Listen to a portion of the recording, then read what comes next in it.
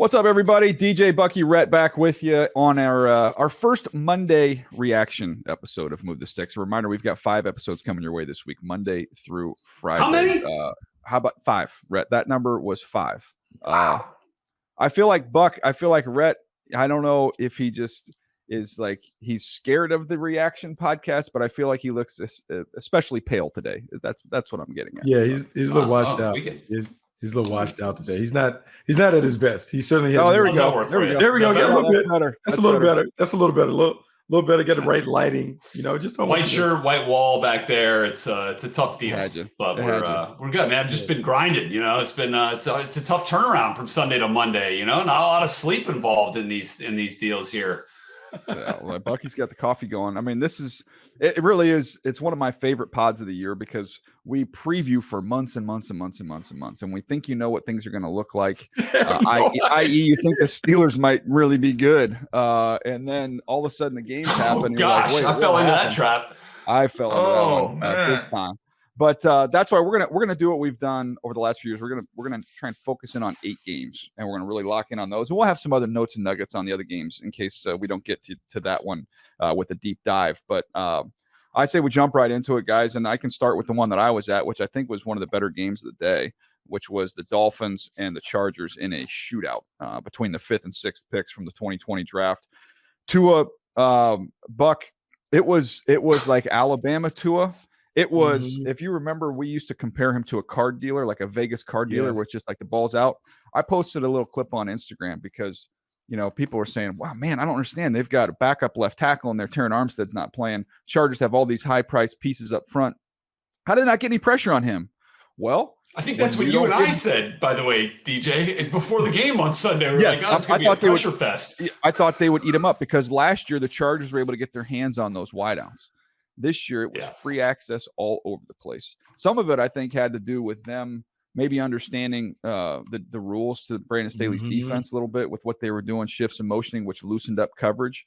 And then they had a slick little motion where they had Tyreek Hill lined up snug, Buck, and then he would jet out and then go. So it's like the Arena League. It's like getting a head start, and you don't get a hand on him. You got no shot.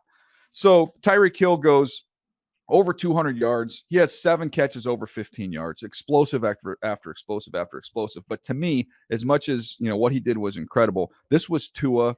This was Tua showing you lightning quick eyes, release, feet, all that stuff. I posted plays as I was mentioning on getting to on Instagram.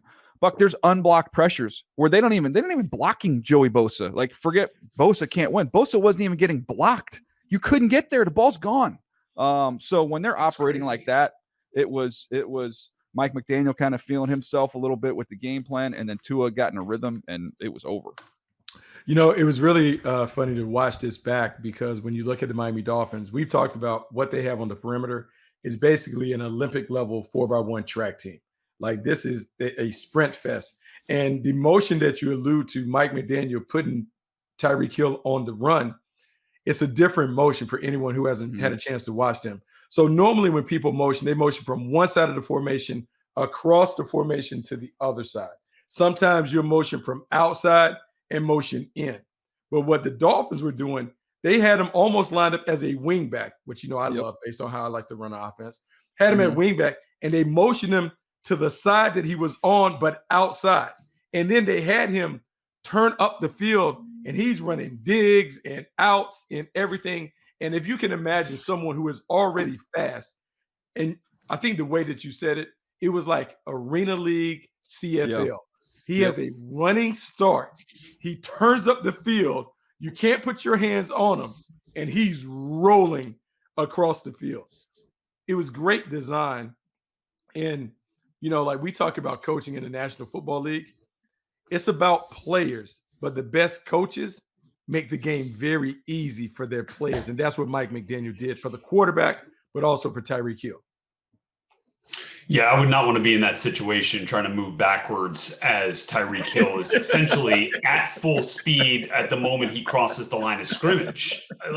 What do you do? Like, I'd almost send like the defensive back up to the line of scrimmage and then just let him like turn and sprint like he's running like a gasser. Like, get to one line and start going just so you can get up to full speed too, because that's just uncoverable. And that was a lot of fun to watch. The question that I had, DJ, that I was kind of curious about is, what did Vic Fangio do specifically in your mind to limit Justin Herbert's production? Because it's not like there's any shortage of weapons on that side of the ball in terms of offense. I'm glad you asked that, because I got texts from some people saying, I thought Kellen Moore was going to unlock. You guys have been telling us that this is going to unlock it. I thought it was a masterful job by Kellen Moore in this game. They scored 34 points. They ran for over 200 yards. They almost had two 200-yard rushers. Eckler went for $117. Yeah. Josh Kelly was over 90 yards. Vic Fangio never brought the safeties down. And his whole thing was, I'm not going to give up. I'm not going to give up big plays. And I'm telling you, they would gash him 8 yards. It'd be 2nd and 2. And I go, the yards per carry was incredible. You're going to get a shot play. They're going to have to pull it 2nd and 2. They're going to have to pull a safety down. He's like, you want to run for another 5 yards, get a first down, knock yourself out. And the Chargers moved up and down the field that way. And Kellen Moore, to his credit, in my opinion, was patient. This is what he's going to give me. I'm going to take it. And they ran the ball down their throats. They scored 34 points. That was the 3rd highest point total of the weekend. And you need to win a game when that happens. And if you think about, most defensive coordinators would be like, man, we gave up over 30 points. We gave up over 200 yards rushing. Like, this is embarrassing. But what Vic did is, the one possession of the game, when the Chargers got the ball back with $1:45, they needed to stop. They got it. The Chargers got a first down on the first play. And then the next play, that first rush, by the way, they rushed 5. And then 4-5. The Chargers had a 5-man protection. They chipped both edges. So they kind of had 7 guys in pass pro. Then Vic said, okay, we're not going to do that. So then the next play, 6-man, it was a 6-man rush. The Chargers had enough bodies to pick it up. Herbert didn't see the hot route in the flat. Herbert gets an intentional grounding. So the pressure is rewarded. The next play, Sealer ends up beating Zion for a sack. So they had a kind of a pressure look there. Then now you get in 3rd and forever. They rush 3 and try and drop 8, and Herbert has time. He finds Mike Williams for a nice chunk. They get a manageable 4th and 12. And so what does he do on the last one? He goes back to that 6-man pressure. I think it was, I don't know for sure whose fault it was, but it was a bust. Joshua Kelly was back there. They should have had enough bodies. They don't pick it up. They get home. So Vic kind of got to wait outside of his normal routine a little bit on the key downs in the game at the end of the game. On the key downs and distance, But this was about the Chargers defense having no chance of stopping the Dolphins offense. That was a story of that game. This wasn't a Kellen Moore or a Justin Herbert thing. This was a Dolphins offense shredding. And they could have been worse. They fumbled inside the 10 and early in the game, and they had another possession where they settled for a field goal inside the 10. So, I mean, they could easily put a 40-burger up there. Most passing yards in a single game versus the Chargers in NFL history. Yeah. I think the last thing, because it's so funny how people have judged Tua Tagovailoa throughout this time. Like, DJ, like the Dolphins are going to have to make a decision on whether to pay him or not. And like, if he plays like this, you better pay him then. You have to pay him regardless of the injury history and those things.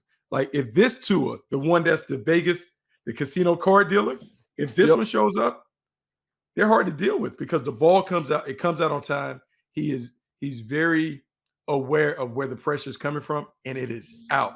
And we can talk about how the receivers may make the quarterback, but that same Tyreek Hill played with Pat Mahomes, and we gave Pat Mahomes the credit. And I'm not saying that Tua is in that class, but at some point we have to give him credit for when he's played well, and they put up the kind of numbers that they put up when he's in charge. He does not have a big arm. I mean, you sit there and you watch it. He does not have a big arm, but it goes to show you, when you have timing and you have anticipation and you have accuracy, and he's got weapons. And again, I don't think you just drop Tua in any of the 32 buildings and you get this. But for what they're doing right now, I could make a case. I don't know that there's many quarterbacks, you probably count them on one hand, who better fit what they're doing and who they're doing it with in Miami. Because I think people will pull out a throw ret. They'll say, oh, he missed this deep over. Tua doesn't have enough arm. That would have been a 60-yard touchdown. And I'm like, yep, you don't get that one. But the other 10 throws that you get where he gets to number 3 and number 4 like this, those other big arm guys don't give you that. So that adds up to more than the 60 yards you might have given up because one ball was underthrown.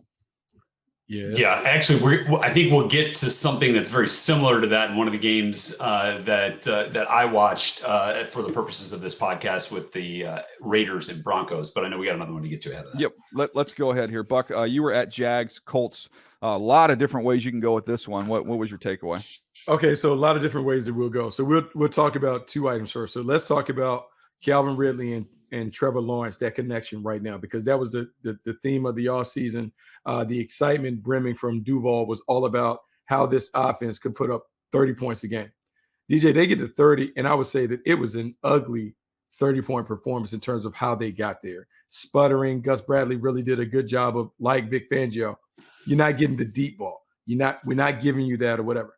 But what I can say in watching this team play against Gus Bradley last year versus playing against him this year, Calvin Ridley made all the difference. 8 catches, over 100 yards. And when I tell you it was an easy 100-yard day for him, it is. Buck, how much of that was in the first quarter, too? I mean, he was on fire early. Right out the gate. And DJ, we've talked about craftsmen and route runners and those things. And I believe the Jaguars have a really good wide receiver core without Calvin Ridley. Christian Kirk is good. Zay Jones is good. They're good route runners. But it's different when Calvin Ridley's on the backside of 3-by-1. And the cornerback has to make a decision whether to play off or press. And what Trevor Lawrence is doing is, okay, if you play off, I'm going to throw this speed out over and over and over again. You change, I'm going to throw the curl. I mean, it literally is as simple as that. And Calvin Ridley's speed, his explosiveness, and he left meat on the bone because, DJ, he catches a curl. He turns around outside. And I think everyone saw Travis Etienne go running to block. Yeah.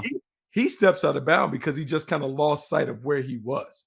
But his 0 to 60 with the ball in his hands, unbelievable. And if Trevor Lawrence can settle in, because they were rushing, they were trying to get the big play.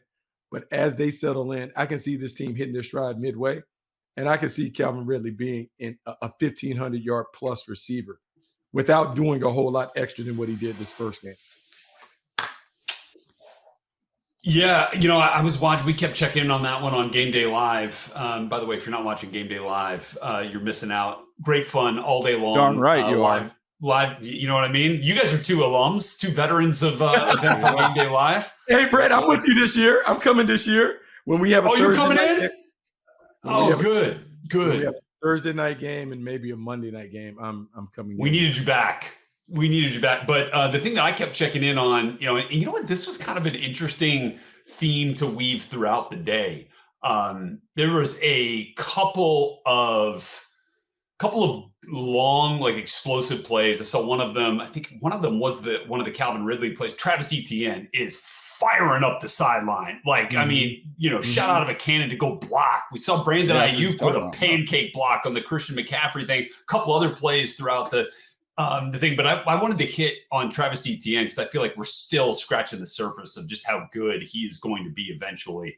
Some of the explosive plays that he makes, man, is just going to totally change the dynamic. And then, DJ, your guy Tank Bigsby still gets into the end zone. I think does provide a nice compliment to the Jaguars run game. But man, when Travis Etienne is rolling, and then you've got a guy in Calvin Ridley who can, absolutely make it go from anywhere on the field now with Jacksonville. It's just a whole nother dimension that Doug Peterson and Press Taylor can use. So I came away, kind of excited about what's still to come for the Jaguars offense. And then, quickly on Anthony Richardson, I thought he played better than I expected he would. And I know they put the ball in his hands a bunch, again, kind of like Trevor told him after the game, protect yourself, man. Look, I know he's a big, strong dude, but you want to be able to utilize that athleticism throughout the year and not just in week one. And so I'd love to see him, kind of get out of bounds, get down a few more times than he did. But I think there's still a lot to like about what we saw in that first week performance from him. Buck, why don't you follow up on that with Anthony? I watched Anthony Richardson as well. So I want to, Buck, you were there in the building. So I'd love to get your takeaway on that. Okay, so I would say this. He started out like really well. Like he was nervous early, but it didn't impact his passing numbers. And then DJ, what they decided is, I guess Shane Steichen decided, hey, let me pull out some of these Jalen Hurts plays. And so they started running some of the high school, college quarterback run game. And when they ran him a few times, he kind of settled in. They ran quarterback powers, quarterback counters, little stuff like that to kind of get him into a rhythm. But then I can see why there's some excitement about him up in Indy. The Jaguars bring a pressure at him. I mean, they hit him right in the nose, and he throws a dart on a slant. And I can't remember, it might have gone to Josh Downs. I mean, the ball is out on time. He sees it, bang. And so as long as they were able to kind of dictate the terms, he was good. But as soon as Jacksonville went up at the end and it became a gotta have it, obvious passing situation, more drop back than play action, that's not necessarily where he was at his best. And so as they're looking to build upon this offense, it has to be one or two things. They either have to do the Lamar Jackson thing in the previous iteration of the Baltimore Ravens offense where they play from ahead, they run the ball, they stay committed to running the ball regardless of the score and allow him to work into it, or he is going to have to continue to develop as a passer to allow them to have the entire playbook to be able to utilize with the weapons that they have. Yeah, I think that's all great on what you brought up there, Buck. To me, the best thing about it, the thing I was most impressed with, a lot of times with young quarterbacks, rookie quarterbacks especially, the middle of the field is the freeway. There's traffic out there. A lot of young guys don't even want to mess with it. They want to just stay outside the numbers, work on the perimeter. They don't trust all the moving parts in there. Man, he had 4 first downs on seam routes, slant seams, working in the middle of the field, where I was like, okay, he must be seeing things okay because he's comfortable working in the middle of the field, which that's an encouraging sign. Now, he's still, and we'll get to Stroud in a minute with the next game, but whereas I think Stroud needs to speed up, I think with Richardson, there's times where he's just got to slow down, and I think he gets a little too ahead of himself. I think that impacts his accuracy. He doesn't get settled. When he gets settled in his feet in the ground, he can throw it. But there's a handful of throws, Buck, that were some of the throws that you saw. He just missed. Yeah. Short hop, sailed, those things. But I'm telling you, man, this is literally like Shane Steichen taking a ball of clay and trying to create a quarterback.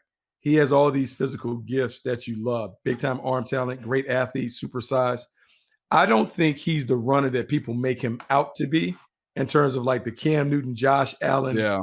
He can run, but I don't think he loves. He does. And he doesn't have a lot of wiggle. Like, Josh Allen is elusive as a big athlete. Richardson's just big and strong and fast, but he's not a super instinctive runner out in space.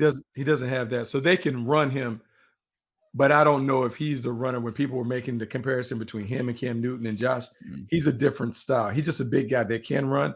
It's not like he's like, hey, we're in the 5-yard line. It's Anthony Richardson. I'm going to score. He did, but it's not like I don't think he loves that part of it.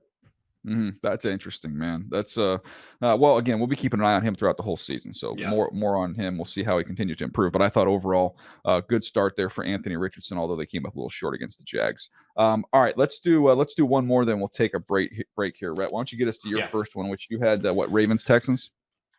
Yeah, Ravens Texans in Baltimore. You think about the graveyard of quarterbacks that have kind of come up against the Ravens early in their careers. I mean, my buddy Eli, had a 0.0 passer rating in his first start against the Ravens. It's a tough deal, and it's still a really good defense. There, obviously, the names have changed and some of the personnel have changed and coaching staff. But man, the one thing is for sure they're still going to get after you, especially if you're a young quarterback. And I think you saw that. I think you saw it early, especially, whether it was Dafe Owe or whether it was coming from the second level. By the way, Patrick Queen and Roquan Smith look like they are on a whole different level in this game and in this season. So that's going to be a fun pairing, to watch as they feed off each other. They're both, in run support and, getting downhill from the second level, rushing the passer. So let me talk a little bit, though, about the second overall pick, CJ Stroud. The first pass attempt obviously gets knocked down, right? I think it was Patrick Queen or Roquan that knocked it down, and then CJ runs up there and actually catches it. So he caught his first career pass attempt, which only Brett Favre is the only quarterback we found that was able to do that. Yeah. But here's the thing that I came away encouraged with. By the way, he was under pressure way too much. They got to figure out some things offensive line wise, and hopefully you get Titus Howard back healthy, get a few of those guys back and ready to go, and they'll figure that out. But the thing that I came away impressed with was CJ Stroud's poise on third down. I faced a lot of them in this game. Guys, he went 13 of 16 for 124 yards on third down. Now, they didn't convert every single one of those because they were in some third and really unfortunate situations. Third and 16, third and 21. One of them was a clock play at the end of the half that goes down as an incompletion. But the way that he was able to take completions, I saw, one of them in particular, second quarter is a 3rd and 2. He's got Bobby Trees on essentially an inside slant where he's trying to peel in between, a high-low defender, and CJ layers it perfectly. Also keeps it underneath a closing safety from up top. Like, man, some of that accuracy and that ability to just kind of thread the needle, you saw it. You saw it at times against Baltimore. Now, you didn't see it enough, I think. But, man, to have that kind of poise against that team on the road in 3rd down situations, I think gives you a little encouragement moving forward from this young player. So I liked a lot of what I saw from C.J. Stroud. And then on the flip side, Zay Flowers, man, that dude is going to be so much fun to watch. I mean, I left training camp. I was there with Baldy and Pep Hamilton, and we kind of all left that training camp practice being like, Odell's great, Rashad Bateman maybe, but this offense is going to be Mark Andrews and Zay Flowers.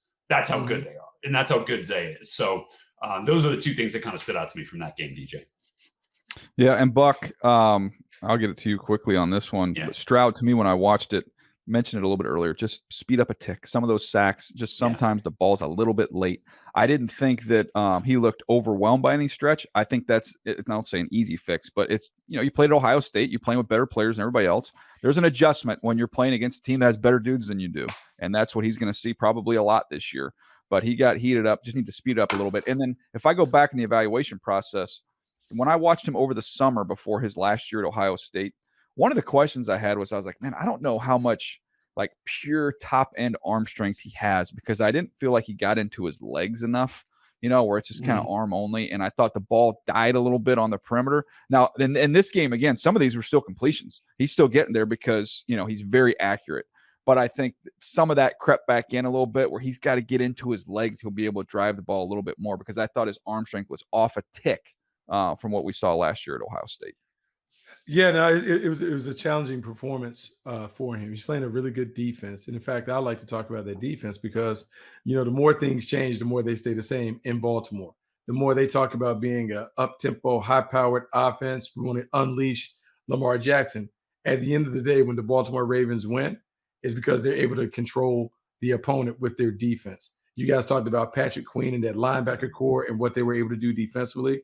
To me, it's the same old story with the Baltimore Ravens. I know we want them to be a certain way because you have an MVP in Lamar Jackson, but at the end of the day, their identity is always going to be defense, running game, finding a way to win in special teams. That's just kind of who they are. And we can talk about it. I just can't – I have the over-under on how long before the Ravens go back to who they are.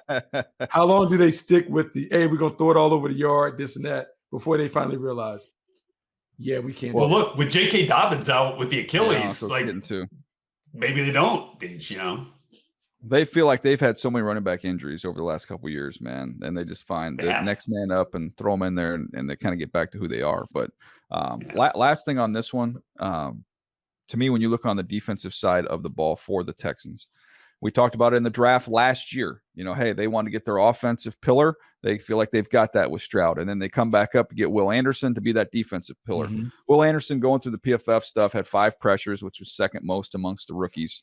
I saw him rush. He had a win inside. I love them using him in there a little bit. Let him win, just whip a guard.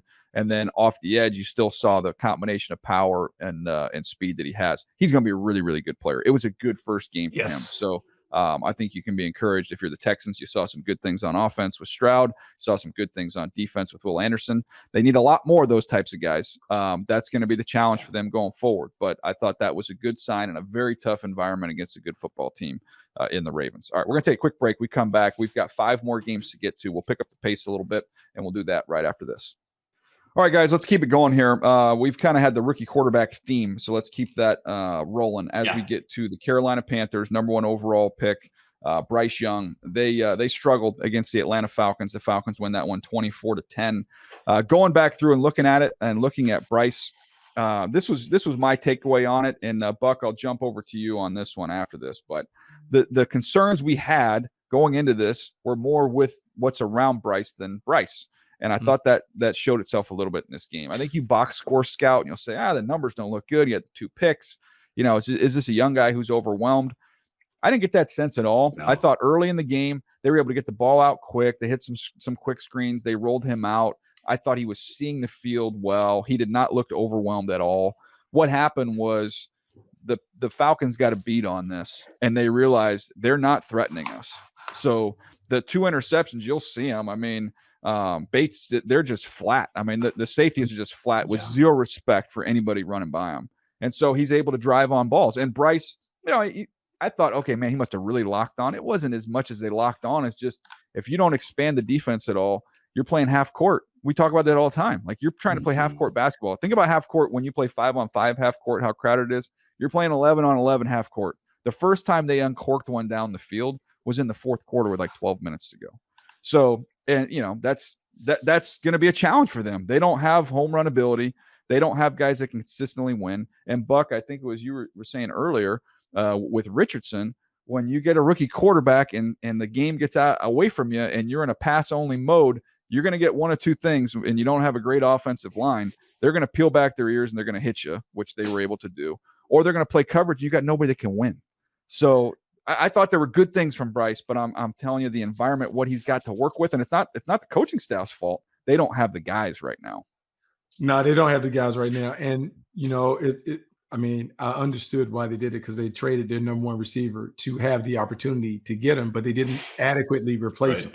You bring in Adam Thielen, who at this stage of his career, 2-3 type receiver. You bring in Jonathan Mingo, but he's not ready to be the number one. And so you have a quarterback who doesn't have that trusted sidekick. And we know with young quarterbacks, it's more important to have that veteran receiver that he can grow with, that he can depend on. And they don't have that in Carolina. And the Falcons did a really good job of making them play their style of game. They made them play the way that they wanted to play. They didn't give up the big play. They played downhill with their safeties coming downhill, coming out the shoes because they weren't tested until they figure out a way to create a vertical element that makes people back off. He's going to get a lot of half-court basketball at the YMCA.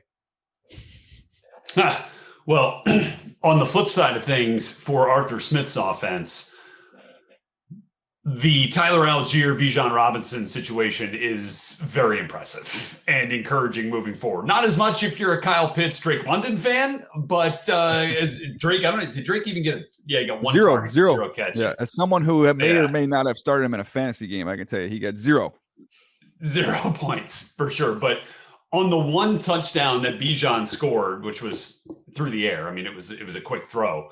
But I think he gave you and showed you everything that you loved about him coming out of Texas, right? The quick movement to get by that first defender, the power and physicality to essentially split the next two potential tacklers, and then the speed then to turn it up a gear and get into the end zone. That was a lot of fun to watch. And, frankly, I was a little bit surprised at how much we saw Tyler Algier. I mean, he had 15 carries in this game for 75 yards. He was obviously effective, so I get it why you wanted to get him the rock, but with Bijan Robinson there, I thought that would be a little bit more inverted in terms of who was going to get the most touches. They didn't need him. They didn't need him. That was my take on that. I don't want to interrupt you, but my take on that was like, hey, there's going to be Bijan games. You're going to play better teams, and you're going to need Bijan because Bijan's going to turn some of these 5s and 7s and 10s into 40s, 50s, 60s, 70s. Exactly. So, but they didn't need him. They didn't need him in this game. They threw the ball 18 times. And right. Tyler Algier can bang away, and they're not going to score on the other side. So why are we going to put all this extra weight on our rookie running back? You don't have to. It's fair. So good. What do you think, Buck? All right. No, so when I think about the Falcons offense, and I was really impressed with Bijan coming out the gate, living up to the hype in terms of his first touchdown. He kind of put it all on display right there. Stop, quickness, burst, gets into the zone, all of that other stuff. But Arthur Smith being able to kind of pick and choose how he wants to attack the defense with the weapons that they've had. We've talked about the positionless ball and how they kind of have the ability to mix and match and move people around. You can see there's so much left to explore when it comes to the personnel. A lot of it, though, will hinge on how good is Desmond Ridder? How good is Desmond Ridder when he's out of his comfort zone and the game is not where they're ahead and they're kind of playing with house money? How is he when the game is tight and they need him to make plays? I think he can be an excellent game manager, but their success will be determined on how much of a playmaker he can be when they need him to make those plays when everyone knows it. Yeah, definitely didn't need it in that game. Their defense kind of controlled the game. All right, Buck, keep us rolling here. This one, it sounds weird to say a team that was in the NFC Championship was the surprise of the weekend. I guess I'm not surprised they won. I could definitely see the 49ers winning, but they went into Pittsburgh and just beat the stuffing out of the Steelers. So let me set the stage by, I made a visit to San Francisco in the middle of training camp for ITC Live.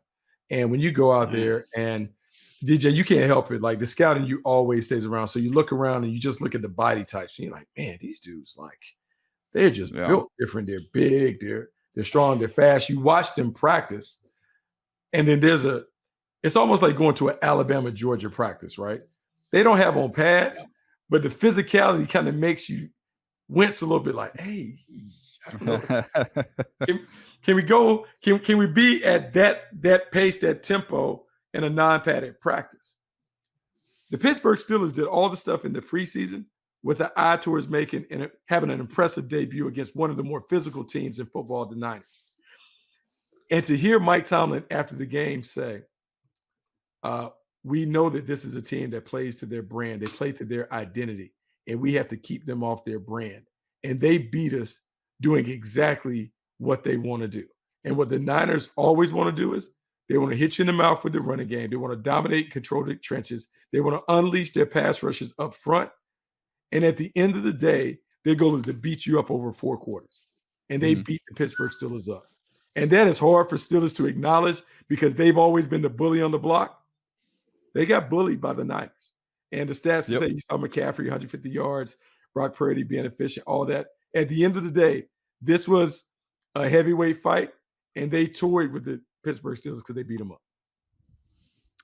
What'd you see, Rhett? Yeah. Well, I saw my fantasy pipe dreams all kind of go up in smoke in week 1. I was really bullish on George Pickens, and I was really bullish on the way that, started him as well. Jeez, did you score any points? Yeah, no. Thankfully, there was some other guys like Devontae Smith, Bijan got in the end zone, helped me out a little bit. But there's a lot riding on Josh Allen against the Jets. Let's just put it that way. Yeah, no kidding. They're gonna have to make up for the Drake London, George Pickens fiasco. Yeah, and look, George still caught 5 balls, but 36 yards. It's just like I expected more of the explosive plays. I mean, the way that it was, an absolute explosive fest in the preseason for Kenny Pickett in this offense, whether it was Deontay Johnson or whether it was, Pickens or even Najee Harris, throughout run or pass, and they couldn't even get the ball to Najee. I mean, they were down 3 scores in the blink of an eye at home, right? And I think, look, for as much as we thought that the Pittsburgh offensive line was improved, and look, they are, still not enough. Like they still got a ways to go to compete with the best of the best in terms of defenses that you're going to face in this league and that they're going to face in this division. Like think about what they're going to have to go see in Cleveland, in a couple of weeks here, and twice a year, by the way, twice this year after what they did to the Cincinnati Bengals this week. And then the Ravens, we already talked about them. So Pittsburgh's got to figure it out in a hurry offensively. And then defensively, I think I expected more as well. The fact that they were able to get, I'm looking at explosives from Ayuk and Debo in the pass game, and then obviously McCaffrey in the run game. And the thing about McCaffrey, sometimes those 65-yard runs can eschew, how consistently productive you were in the run game. You take that run out, he's still averaging 5 yards a pop.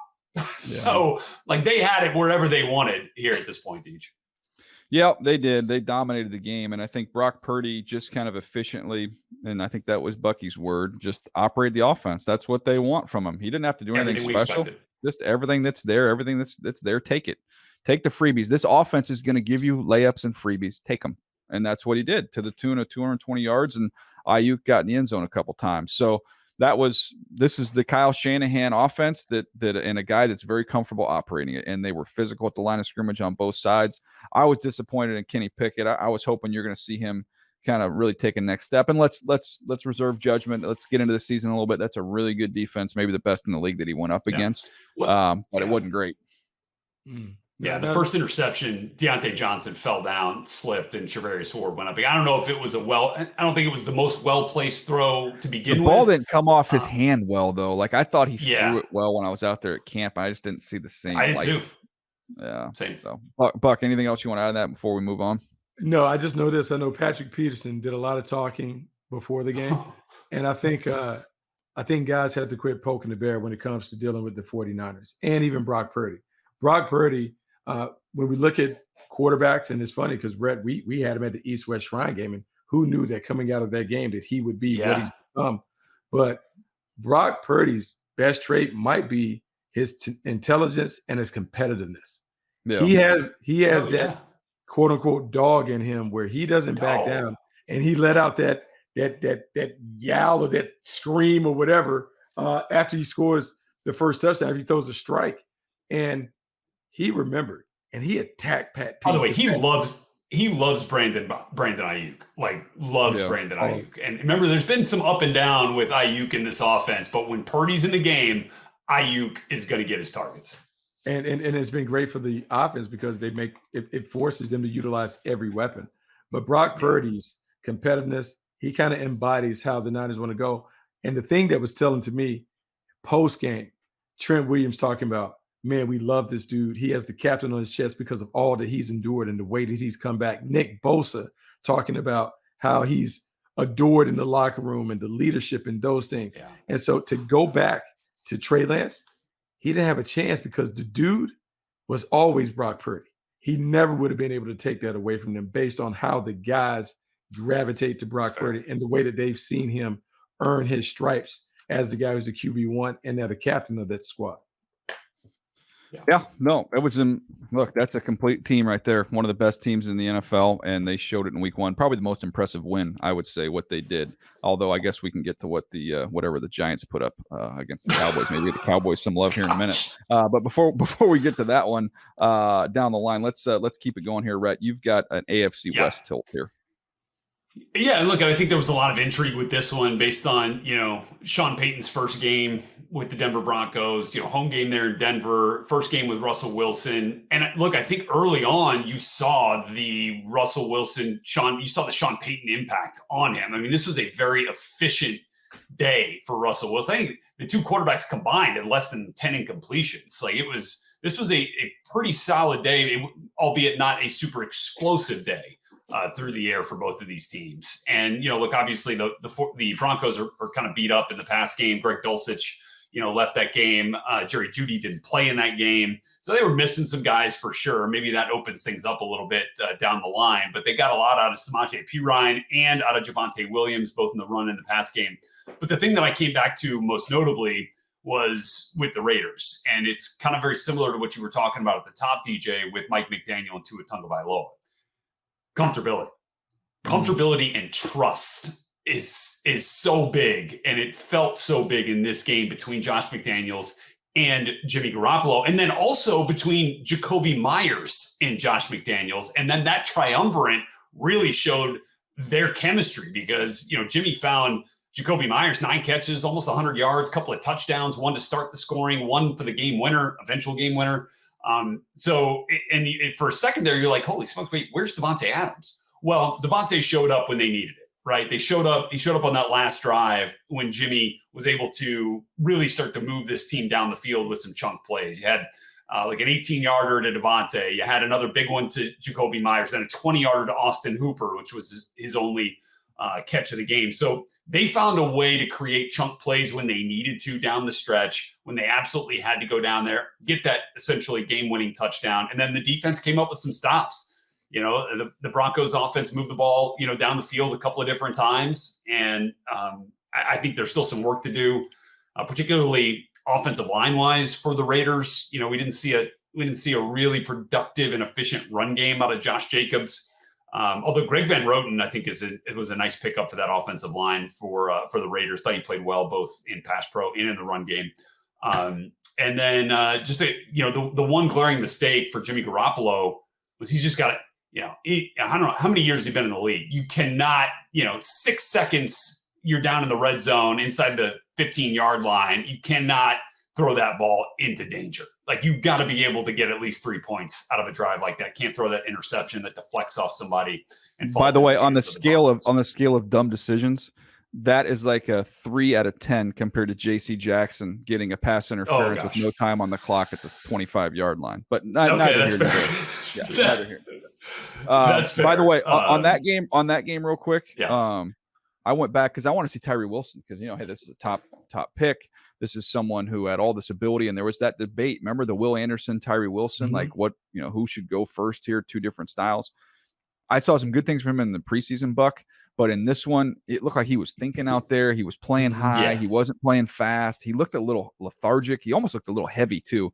Sometimes you can't tell from the tape, but he's got to cut it loose. Like his whole brand is not polish and hand tech. His whole brand is speed and power and violence, and I didn't really see that from him in week one. Yeah. Well, as he told Retna when he came on Path to the Draft, he talked about his whole brand is basically whooping the opponent. Like he just talked that about didn't happen in that one. He talked about wanting to just put his hands on people, play violent and those things, and he didn't exhibit those kinds of things. I want to go back to Jimmy Garoppolo right quick. Josh McDaniels talked about how tough, how resilient Jimmy Garoppolo is, and more than any other trait that he wanted in the quarterback, that's what he wanted. So take it as a shot at Derek Carr. Josh McDaniels is very comfortable with Jimmy Garoppolo as his quarterback, and maybe that leads to better results for the Raiders this season. Yeah, and the to me, with the Broncos, the best way I could describe it is with Russell Wilson and Sean Payton. We've talked, I think we maybe have referenced this before, but like that when you're a kid and you go to a birthday party and do the egg toss and you start right next to each other. Yep. They didn't get beyond 5 feet, guys. They I don't know if they were scared that egg was going to break, but like we got to expand that a little bit here now. Let's got to have a little bit of an element of that. Well, yeah, as an egg toss champion, you got to give with it. You got to toss. You got to give. You got to give with the catch. Can't have those hard hands, Reg. You can't have your, the palm like it. You're talking to a holder here. Do you think he doesn't? You're talking to an all Big Ten placeholder here, guys. Yeah. Okay. Indian special teams. Right I love it. All right, I'll roll through this next one here. Eagles, Patriots, a game where the Eagles just kind of jumped on them early. It was 16-0 before you could blink. And then they just kind of held on for the rest of the game. They end up winning 25-20. There was some weather there. I'll get you over on this one, Buck. I was talking to Red about this offline earlier as he was, we're talking about, okay, what happened? Jalen Hurts didn't play that great, didn't look really comfortable. And I said, nobody does a better job in the history of the NFL of giving you a muddy picture than Bill Belichick. Where it's like, I don't pretend that I'm, possess all the knowledge in the world in terms of coverages. I understand the basics. I played college football a million years ago. I've been doing this a long time. I can give you basics, right? I don't know what the heck they're doing. I can't figure out some of the coverages they're doing. I just know it looks like there's 13 guys out there at times, and it's just it gives you a muddy picture. So to me, that's what he was dealing with, and they kind of just did what they had to do to survive. Whereas the Niners went on the road and it was a dominant performance. The Eagles just kind of found their way to the finish line. The one thing I would feel good about if you're an Eagle fan is that this front, Jalen Carter, and the numbers are all different. I was on PFF this morning. It had 9 pressures, and I guess that number varies anywhere from like 6 to 9. But one thing I did get, we talk about all the time on the Next Gen Stats with the get-off numbers for a minimum of 25 rushes. Josh Sweat for the Eagles was second in the league.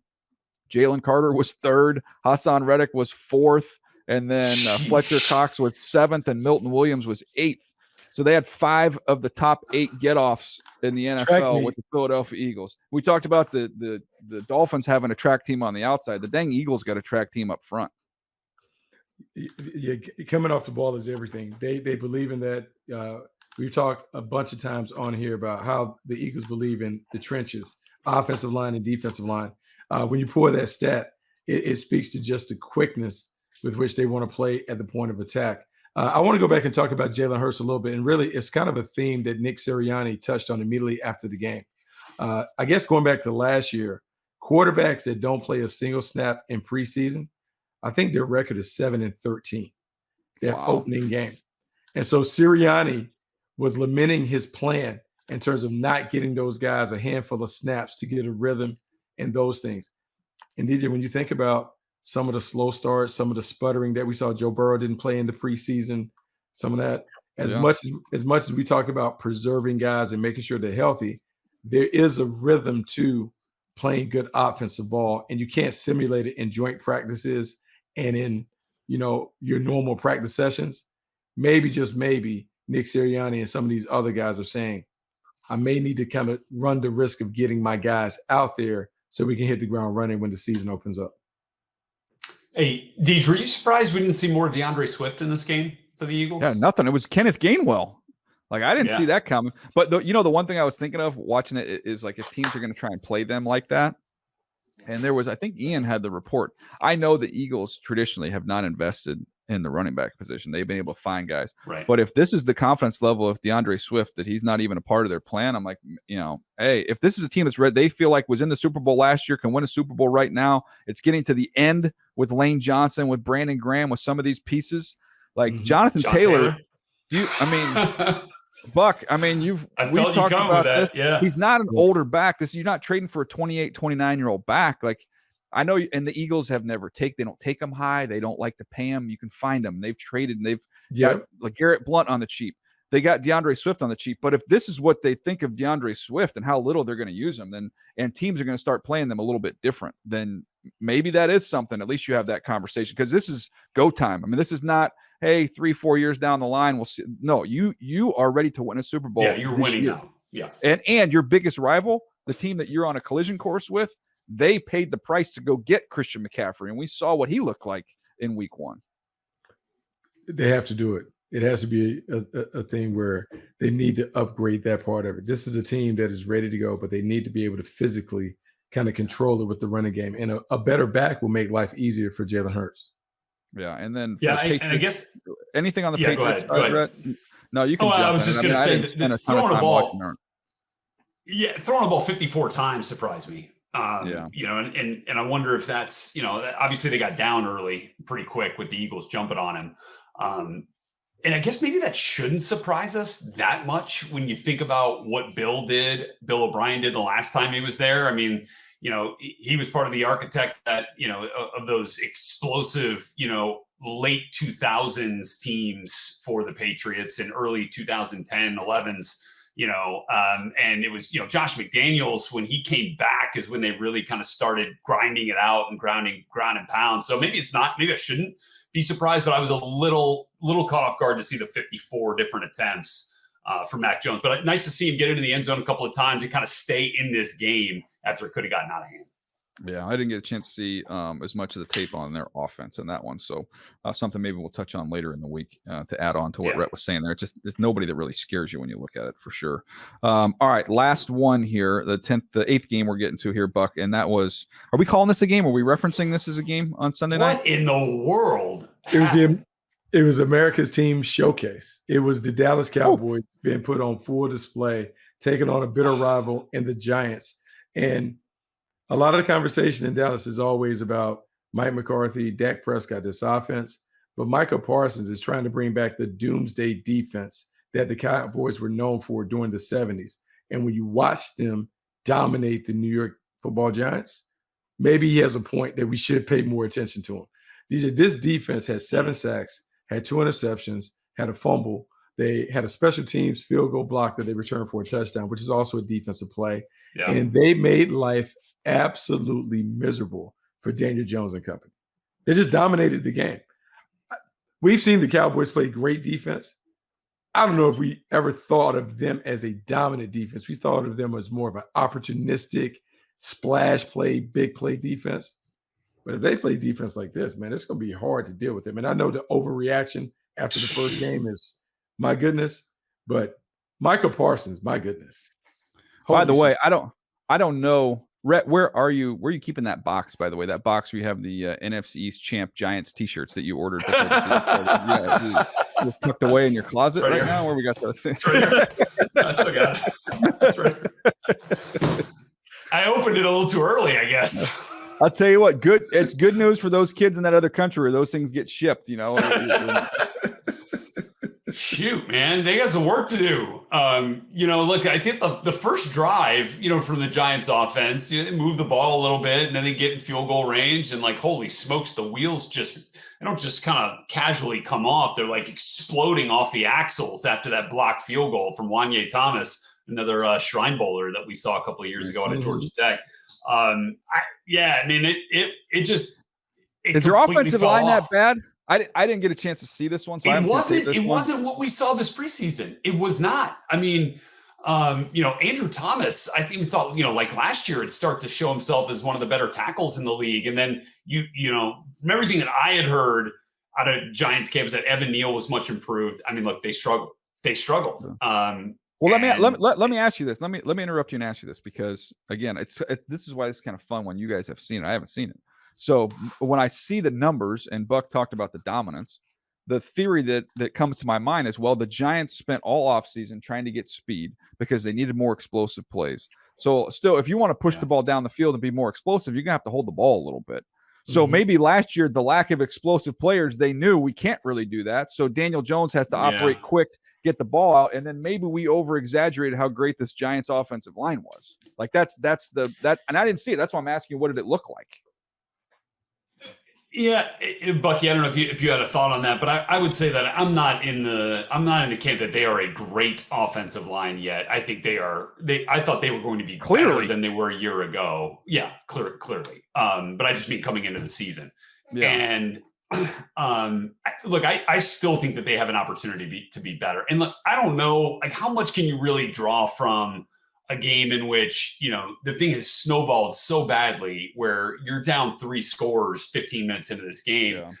And well, that's not a death knell, but like the game plan is changing. Like everything that you expected to do in this game is now changing. And look, if you get hit in the mouth, you want to be able to respond, but man, everything was going wrong. And it was just like, holy smokes. Like, what do we, and then, Daniel Jones is throwing balls out there that he shouldn't be throwing. Like, again, he's looking up at the scoreboard and seeing like, wait, we got to find a way to make some plays. Like, let me do whatever I can here. And it got absolutely out of control. I don't think that this is the Giants, reverting back to a 6-11 football team here. I think they're still going to say something about this season. I mean, there's still plenty of time to rectify it. The great thing about the National Football League and the first couple of weeks, you're still trying to sort out who you are. You don't settle into week 4, 5, 6 and go on. And so as bad as it looks for the New York Giants today, they win next week. We're right back to talking about what it could be. Yeah. But Brian Daboll has to this might be a bury the ball game. In college, we got whooped by Maryland one time, and burn the tape. Coach Brown brought the ball in, and we put it in a little casket. We dug a little grave somewhere in the far corner of the practice field, and we just put the game ball in there and say, guys, we just got to move on to the next one. That might be that kind of game for the Giants. Somewhere at their practice facility, maybe there's a little plot of land where they can just drop the ball and go on to the next one, because there's nothing you can do to bring this one back. You hope to learn from it so they can be better next week. That's interesting. All right, as a bonus, because those are 8 games here, we got the list of the games in the chat here of the ones we did not cover. One nugget on one of those other games. We'll each give you one nugget on one of those other games. Again, and people will say, man, you didn't cover every single game. There's 3 of us. We're all out and working on Sunday. So we'd rather go deeper on 8 games than give you a surface level on all of them. But we can give you one nug on 3 more games here. Go ahead, Rhett. You can pick one. Yeah, I was going to actually talk a little bit more about Bengals-Browns. Jim Schwartz's impact is clear. I mean, the way that he is now toying with offenses and moving, Myles Garrett and Zadarius Smith around. You get Myles Garrett rushing over top of the center. Like, he's actually like, do you see some of those, like, watching some of the tape? You see him actually, like, kind of just actually dancing before the like crossing them over. Toying with guys. Like, I mean, that is going to be, that was the worst game of Joe Burrow's career. And it in a lot of ways, it felt like the Giants game, like based on the way that a defense dominated and things just kind of never got rolling for Joe Burrow and company. So credit to Jim Schwartz and the Browns defense. All right, Buck, you're up. Great performance. One that we did not see coming. The Rams absolutely putting the smackdown on the Seattle Seahawks. I don't know if you saw the clip that went viral when Geno Smith is dropping back. No, Puka was right. But Geno Smith is dropping back. Aaron Donald runs the study comes free. And Geno's like, oh my God. Like, because Aaron Donald is coming through. I'll say this. Severely underestimated the Rams in terms of their talent level. Talked on radio this weekend. They only have 2 stars. They have Matthew Stafford and Aaron Donald. Who are they going to beat with just 2 stars? And they go and absolutely obliterate the Seattle Seahawks. In Seattle. Yeah. Bananas. Yeah. That's legit. I would just say quickly on my last one here. Hey, Jordan Love for Nabil. Let's give Nabil a little love there. Hey, Love. Hey, he's back, baby. They cooked him in the oven. They didn't cook him in the microwave. Gave him plenty of time. And it missing some pieces it's out more there. Like a smoker, low and slow. Yes, it was very, very low and slow. Yes, but he looked comfortable. He looked very comfortable, and it was not really a competitive game. The Bears cannot push the ball down the field. For all the talk of, and look, let's not overreact. I'll give it some more time. But I don't love this offensive line. They don't have an aggressive offense. And Justin doesn't really want to push the ball down the field. Whether or not they can or he can't, I don't know. But it just didn't happen. They did not attack at all. It was a very, very passive approach offensively, which was not going to get it done. So the Packers continued their dominance on that one. Before we get out of here, Buck, I don't know if you've seen this yet. Rhett has seen it because I showed him on Sunday. But so this long backstory on this thing. We have Sauce Gardner come on. Yes. We have him come on with us at the Combine. And he's there with Rich and I, and we start talking to him. And he's got one of his real nice pieces of jewelry on. So we ask him about, like, where do you even get something like that? Like, you can't just go down to the low. He's like, oh, I get Al the jeweler. Al the jeweler's my guy. So he hooks it up. So, okay, nice. Al the jeweler taking care of you. And then Rich said, I probably knew Al the jeweler. He's in New Jersey. Like, I probably grew up with Al the jeweler. Have fun with it. So then Sauce comes back with us at the draft. And in the middle of that interview, I said to him, hey, you got Aaron Rodgers, your new teammate. I guarantee Aaron Rodgers doesn't have any, jewelry. You got to get Al the jeweler to hook him up. Al hooks him up. You saw it on Hard Knocks, the number 8 pennant that he got. So Al the jeweler finds me on Instagram. So we connect and had good connection there. And we got together and said, okay, let's do a little something. So maybe the next year at the Combine, we'll have Sauce back. Rich and I will be ready to go. So we got Rich a nice beautiful piece of jewelry. It says Rich on it, Buck. But then, so then this one at which we can share. Oh, yes, way to work out. Al the jeweler. Al the jeweler. I love it. Al getting it done. So I would, I don't know, maybe back in high school, it really pops off the black right there, though, doesn't it, Buck? It really does, yeah. Look at this thing. I mean, this is it is. No, that's really gorgeous. That's really nice, DJ. But I would say the next time that you talk with Al the jeweler, because you're a Padres fan and you know what it should look like as a baseball guy. Yeah, I feel like we got to Cuban link the chains out a little. Okay, go a little thicker. Go thicker. Gotta be a little. Yeah, thicker. I wasn't gonna. Yeah, I didn't really. I didn't really go thick. Them just a little snug, and then it can be a little tighter up here. Because I like it. I like that. Yeah. But that would fall more in line with the cute category. We want you to be more the bling. More the bling. Okay, I got you. Wow. I got you. Well, you got to start somewhere, guys. I mean, DJ. It's a starter kit. This is my jewelry starter kit. I do like it, though. I do like it, and I have an affinity for diamond. I like bling. I like that. So the true story. I told my wife, I'm like, you know what? I'm not really a jewelry person. So, hey, it's all yours. And she's like, what? I'm going to wear a move the sticks chain? Like, what are you talking about? I said, no.